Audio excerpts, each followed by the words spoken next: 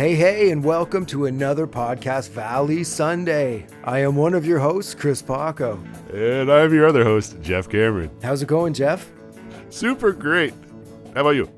Good, man. Very good. Feels good to be back in the Podcast Valley Sunday headquarters. Yes, we've been away for a while, much longer than we had anticipated. Yeah, I almost forgot how to say it. Podcast Valley Sunday headquarters. Hope everybody had great holidays. Our plan was at Christmas time, Jeff was going to come back quote unquote home, and we were going to get together and be in the same room and do a podcast, like a reaction or something. We didn't know what. And then a huge blizzard came in and made life completely unlivable. Yeah, for real. And it totally kiboshed a lot of neat stuff we had planned, but in real life and for the show here. So yeah, sorry about that. It is a bummer, but we will do our best to continue bringing you the goods in a timely fashion. Yes. And a couple people, a couple listeners reached out, wished us happy holidays and things. And that was really nice, and asked if we were coming back. And I said, yes, we are. I promise. For sure. Yeah, because actually I went back to work after my accident too, so that was like getting back into work. And man, when you work, it takes up so much of the week. Just gets in the way of everything. It sure does. You can't do anything you want to do because work's sitting there freaking 5 days of the week. It's like, man, what's with you? As a wise band once said, work sucks. I know. So for today, what we've got is a little special episode for everyone. As you know, we've been working on the countdown from the very bottom at 167, and we moved our way up to number 107.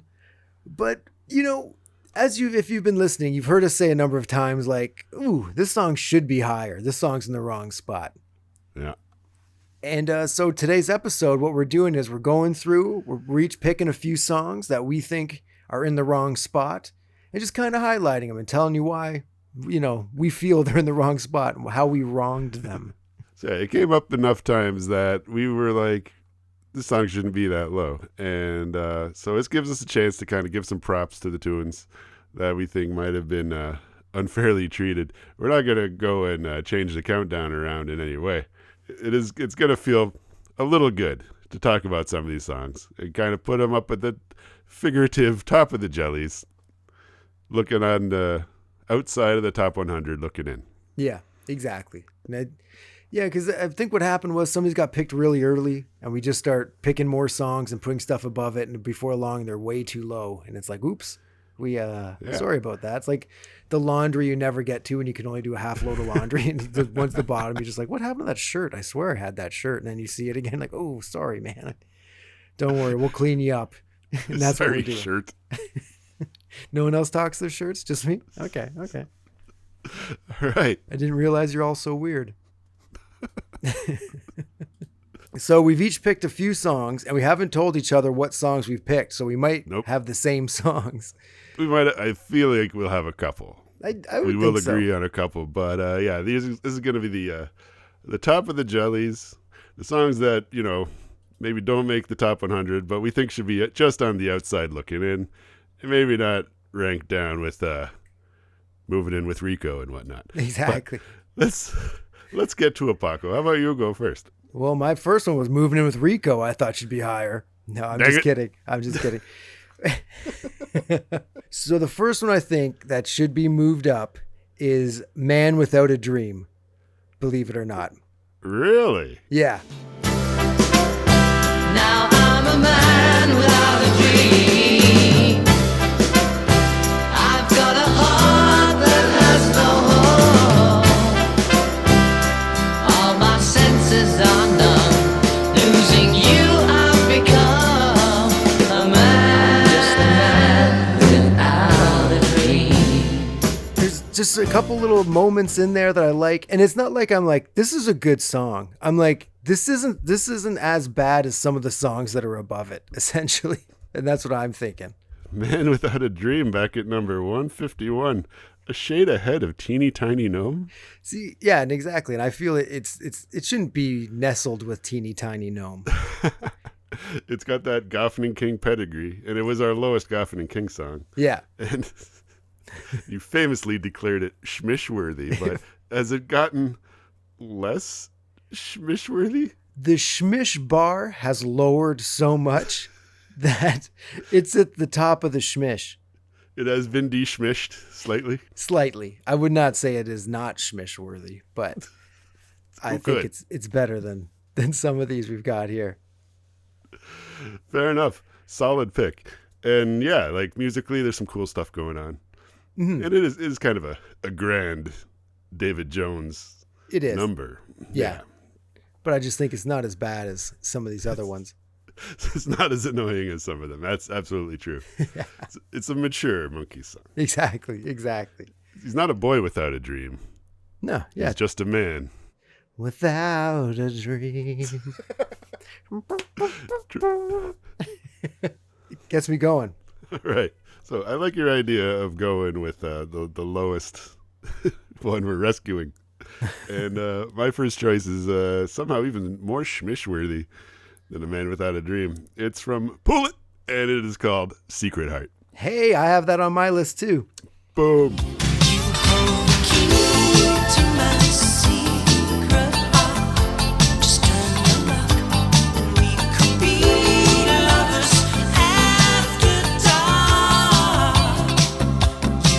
So yeah, Secret Heart from Pull It, a Fairweather and Page jam. And it's one of the songs that if you pull off all the Mickey songs from Pull It, you got a tight Mickey Dolenz demo record that he could be, hand in to submit his, application for Wham once George Michael left or something. You know what I mean? Could you imagine? Mickey Dolenz and Andrew Ridgeley touring the world. But yeah, with Secret Heart, the thing I really like about it is the chorus is great, and like the be lovers at the start or whatever he says is awesome. I think it's After Dark. That's it. I always think it's at the start, but Around midnight, perhaps. exactly. Yeah, It's a theme throughout the Pull It album, maybe the time of day. Mickey Dolenz is a very he was living LA nights for Pull It. Definitely. But yeah, so that's my first choice as a top of the jelly is Secret Heart, for Nice. sure. So my next one comes off the Monkees Present, and it is If I Knew, another Davy Jones jam. If I knew what was bothering you, I would run to your side. I don't know why.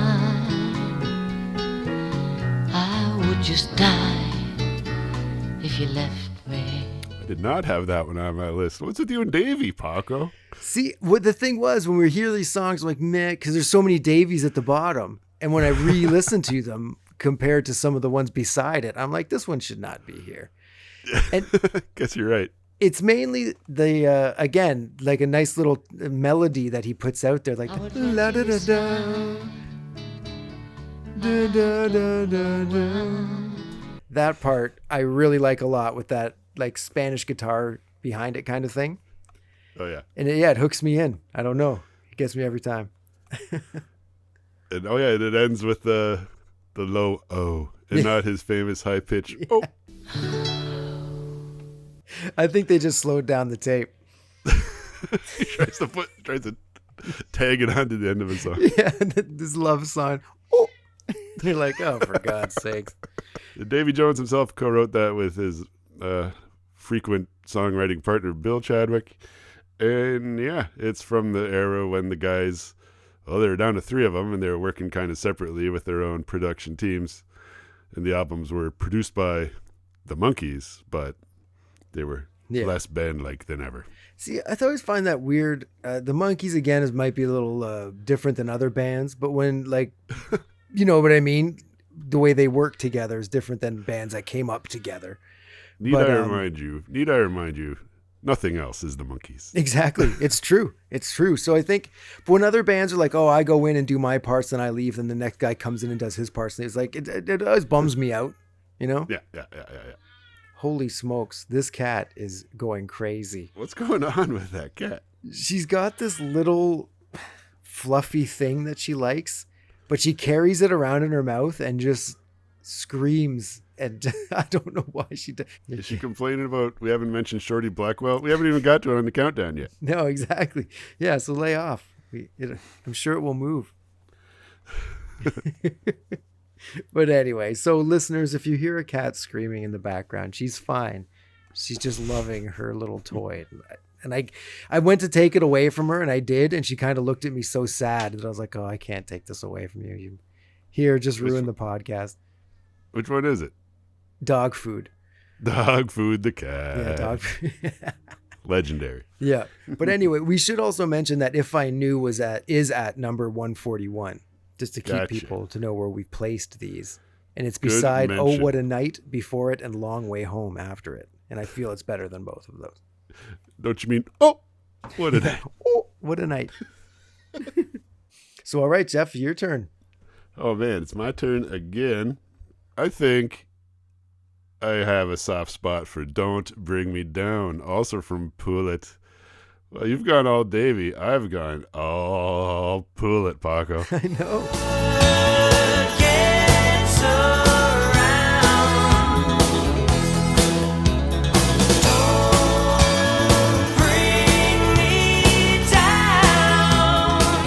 It landed at 133 for us, and it could be a little higher. I dig it. I think when we pulled it from the hat, we coined the phrase "poo poo pull it," so that's important. Wow, that's a big phrase. As a legacy, back in episode 19, back in 1998 or whenever we recorded it. And like I've noticed, I keep saying on the show here that we've been doing this for 2 years. It's been 2 years, blah blah blah. But it's been it's gonna be 4 years. Yeah, which is nuts. That is nuts. It does not feel like that. I think because the past 2 years have been hyper weird and squished. A lot going on, and yeah, we just try to center ourselves with our podcast and each other. Yeah, something to cling on to.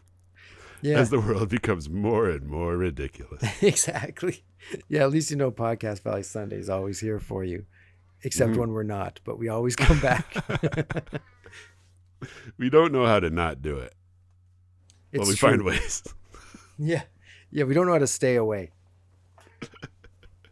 So, yeah, but Don't Bring Me Down. On the Randomatic Countdown, which you could find a YouTube playlist put together by me of this whole deal, I grabbed a clip of the boys out for dinner with a fan at either the 50s diner at I don't know, MGM Studios or something. I don't know. Yeah, it's an interesting video for sure. It's because we talked about it before. It's probably a contest winner this little girl won, and it's a weird they're more probably trying to make her laugh and hanging out with her parents.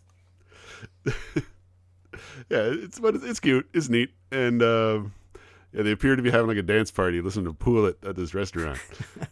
Could you imagine? Jeez. Imagine you just came in, you're at MGM, you show up and it's what is going on in here? With the monkeys over here, they're singing some weird songs I've never heard of. And where's Mike? Yeah. Yeah. I would have loved to have seen Mike hanging out on that day. Oh God. I feel like later in life, Nesmith would have loved it and had a great time, but 80s Nesmith and anytime that wasn't late Nesmith would not sit through this shenanigans at a 50s diner with a little kid. Yeah, it probably would have felt like going back to high school for him. You didn't need to do it. Yeah. You'd grown up a lot. It started actual businesses, and maybe some of the other monkeys kind of needed this. Yeah. So he didn't need it as much as the rest of the guys did, let's say. 100%. Yeah, yeah. Yeah, and just as a side note, man, I wonder what changed with Mike to do the Mike and Mickey show and to really delve into the deep cuts and really get back into being a monkey again after he always felt like he never really didn't want to be associated, but was kind of beyond it, like you were saying. I wonder what changed his mind. Sometimes it seems like he misses it, and then he gets back into it for a bit, and then he's like, you know what, screw this. A good example is the Justice era, where he comes back, does the record with the guys, But before too long, he's like, you know what? Forget this. And then he's gone. And then they tour without him. It seems like he warms up to it again. And then, not so much. Yeah, do you think like when they were making Justice, they were looking at like, okay, we're going to tour the four of us and we're going back out and this is going to be like the Monkees again. And then he was just like, nah, no, I'm done. I don't want to do this. And they're like, dude, what are you talking about? This would have killed. The four of us together would have killed. They played some shows together in Europe, I believe, like in England and stuff. And but then the reviews for the record started coming in and they were not good. No. And I think he was kind of bummed about that. Yeah. I remember he wrote Entertainment Weekly to counter review the review. Wow. And they published it. I was like, wow. There's in the letters, there's Mike Nesmith. It's very strange. Yeah. But like near the end, I think it's telling that once Davey passed away, he was all in again for a bit. Mm-hmm. And they toured the three of them, Peter, Mike, and Mickey, for a while. Oh. And then by the very end, it was Mickey and Mike. They could do all, like, kind of focus on their stuff, maybe. And I think... Oh, maybe. Maybe there's just the sense of the end being near, perhaps, in the grand scheme of things. Maybe he's like, you know what? This does mean a lot to a lot of people, and I guess it means a lot to me, too. Yeah. And he kind of sort of, right up to the very end, he was like, back in it. Yeah, it was, because I do remember, we might have talked about this before, so we apologize, listeners. But when we were going to see the Mike and Mickey show, I had no idea what Mike was going to be like. Like if he was not going to talk to the crowd, if he was just going to be like a contractual obligation kind of thing. But then we came out and he was amazing. And it was so amazing. And it was still one of the best nights and best concerts I've ever seen. It was fantastic. Yeah, both him and Mickey seemed genuinely happy to see us. Yeah, for real. But anyway, sorry, listeners. It's all right. We just love talking monkeys here on Podcast Valley Sunday.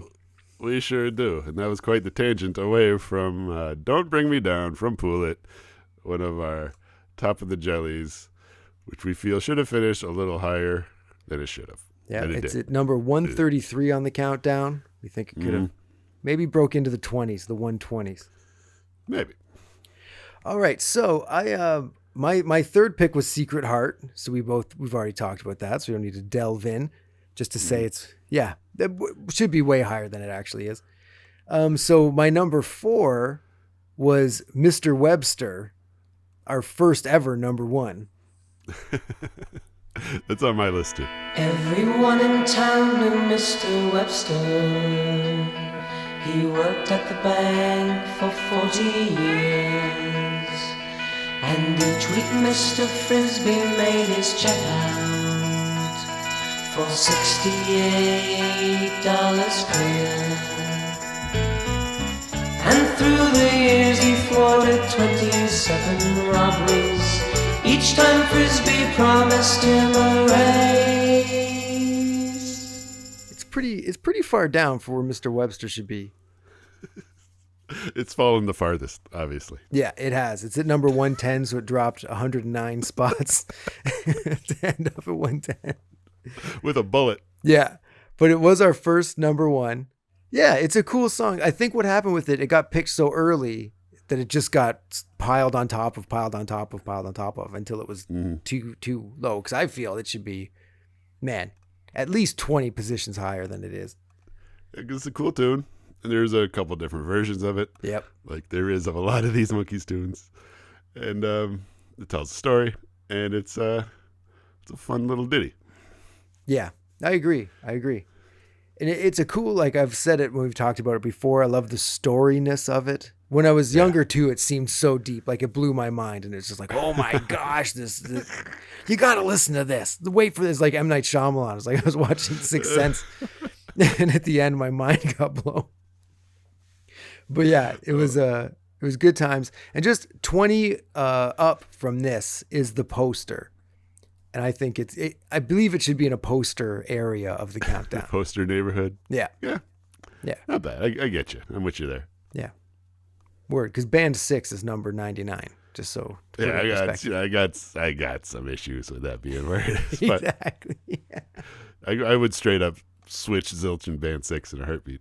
Yeah, I agree. Because Zilch is at number 127. So, Did you have that on your list? No. We probably kind of could have. We could have. Even though it's not super duper a song, we do like it. It is fun. Yeah. And it's kind of, it's just fun.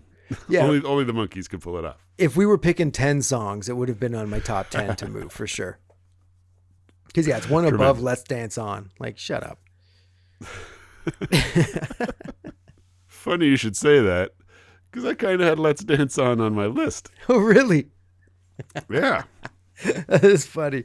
It is in a pretty low spot for Let's Dance On. Let's dance on. Oh, baby, come on. Let's dance on till the dawn. Have fun till the music's all gone. Maybe because it's like monochromatic and it doesn't do a whole lot. It's very kind of just a rock and roll tune. And it's like way back on the first album. And we've heard it a bunch. But like the track I found, the clip I found, the video, it's live. And the first time they ever played it. And it was like a Mickey and Peter show. Yeah, it's crazy. What the heck? You would have thought that would have been on the first tour for sure.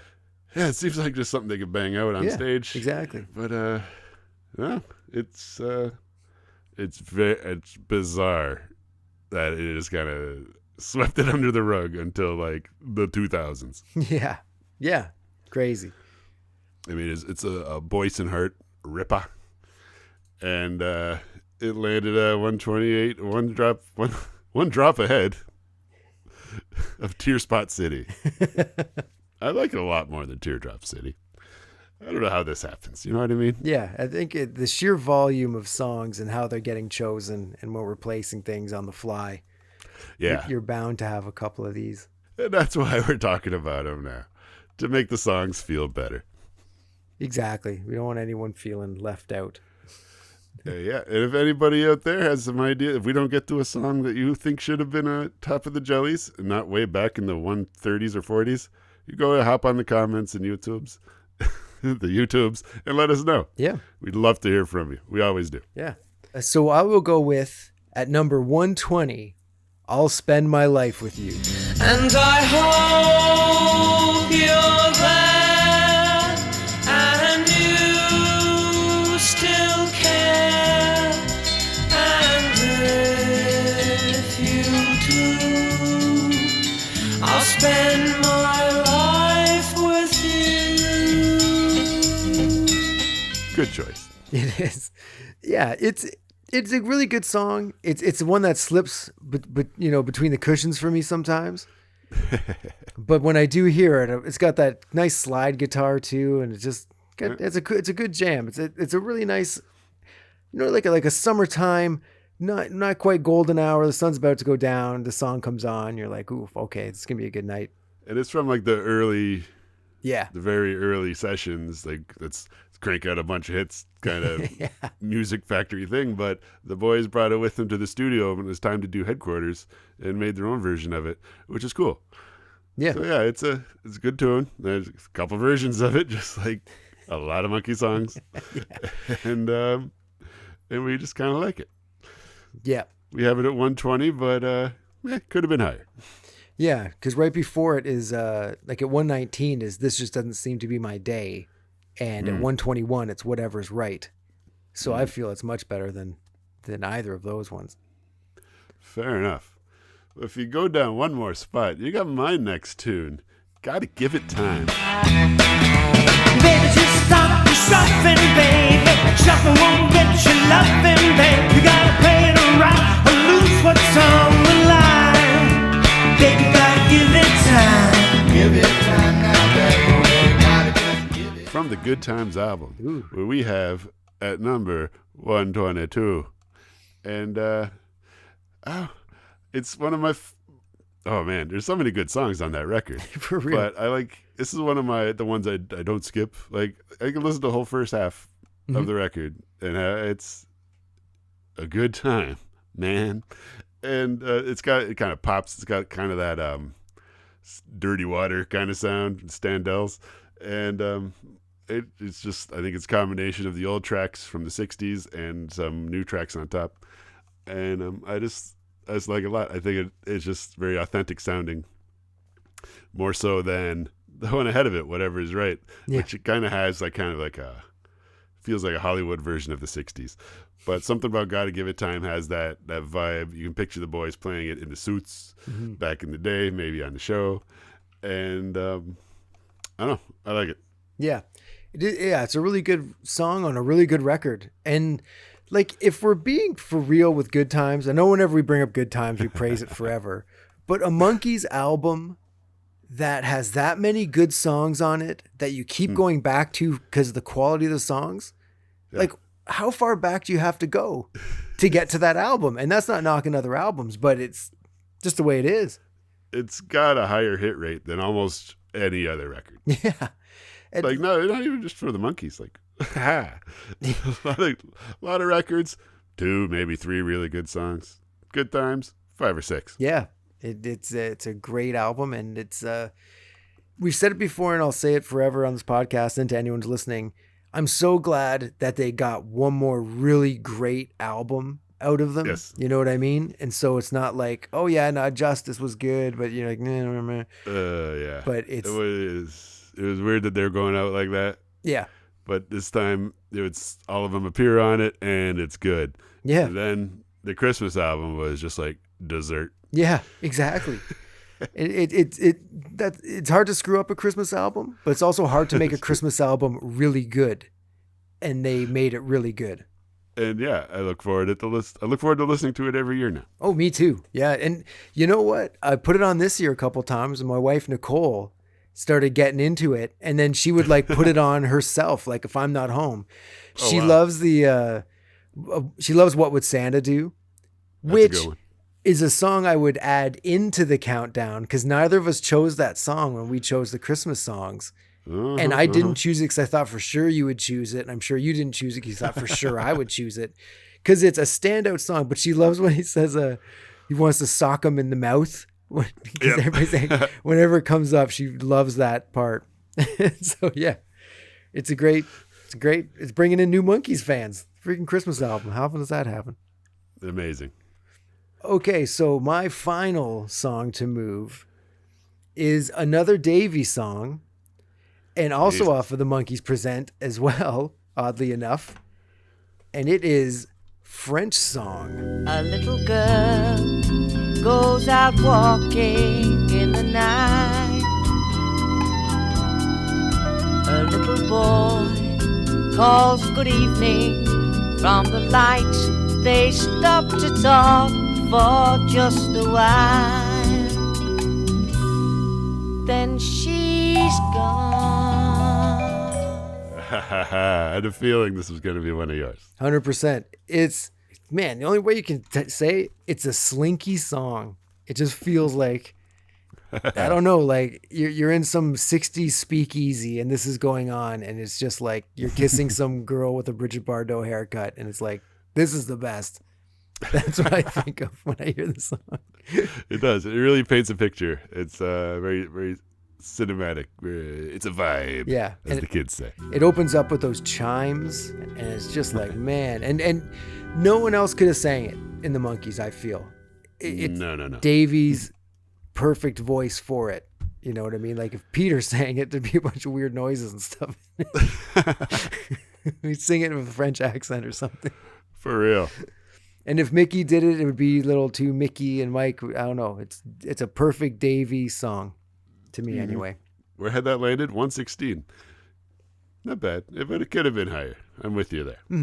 Because like what's around it? Above it's Run Away from Life, Since You Went Away, in Acapulco Sun. Like, come on.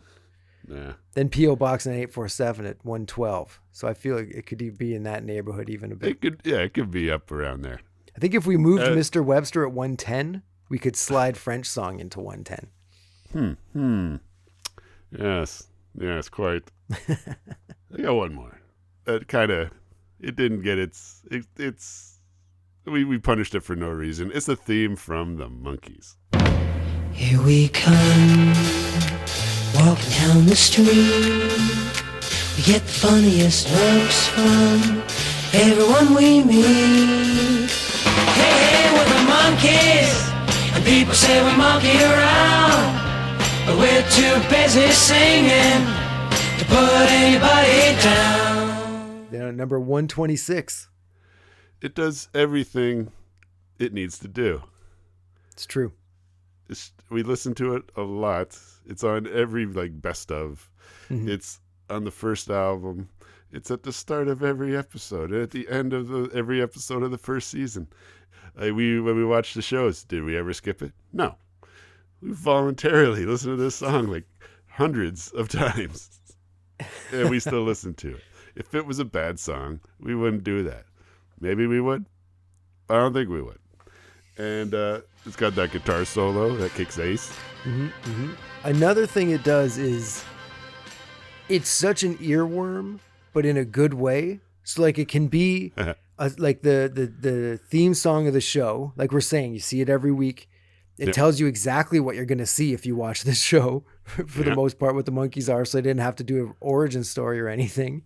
Nope. And it's weaseled its way into pop culture so much that of course I know nothing about young people because I'm not around them at all, but I bet you Hey Hey We're the Monkees is still something that is just in the ether that they just pick up on, just being a human in North America.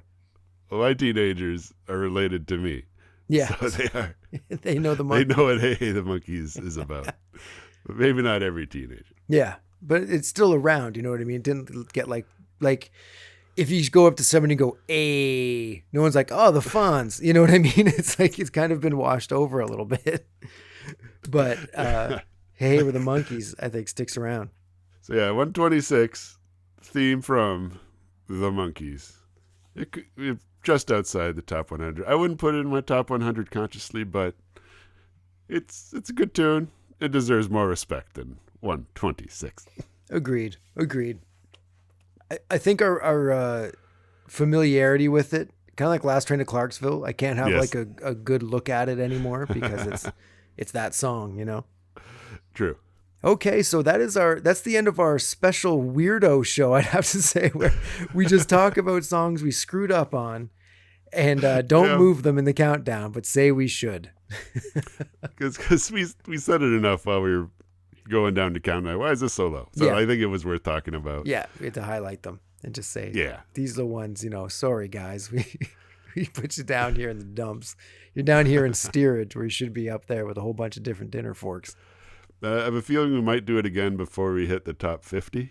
Yeah, I agree. We should do every 60 songs or something. We hop in and rearrange them just because whoops. Yeah, for real. Yeah. And once again, if you have other suggestions that you feel we unfairly left out, all you laugh enthusiasts out there, by all means, let us know. There's people Ladies Aid Society should at least be in double digits. Oh yeah, we forgot to mention Ladies Aid Society should be sent to Davy Jones' locker. Yeah. For real. So anyway, everyone who's checked us out this episode, thanks so much. We know it was a different weirdo kind of shorter episode, but we just had to get it out of our system. Yeah, we're getting back into it. We're just warming up for what's going to be a good year for Old Podcast Valley Sunday. We're doing the rest of the countdown. We're doing some more special episodes. It's And I heard they put out a movie at some point. We gotta investigate that. Exactly, the movie. See, I think people are like that. You're supposed to do that a year ago. We're waiting to be able to watch it together, actually in the same room, and because it'll just be more fun that way. So that's why we're holding off. I haven't watched it at all because I'm waiting to absorb it and have it hit me again because it's been a while since I watched Head. So. It's going to be great. I can't wait for it. It looks nice on the Blu-rays. No doubt. I can't wait. Yeah, I've never watched the Blu-ray of it. I have a DVD, but not the Blu-ray, so I am stoked. Yeah, buddy. So hopefully we'll get together soon and pound out a couple Head episodes. For real. Okay, so from me, Paco. And me, Jeff. Have yourselves a monkey's little evening. Thank you. Bye-bye.